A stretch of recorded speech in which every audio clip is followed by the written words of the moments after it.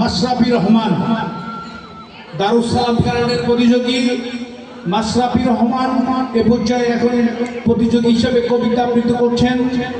বন্ধুরা, এখন কিন্তু প্রতিযোগিতা হচ্ছে 6 থেকে 10 পর্যন্ত, কবিতা এবং গজল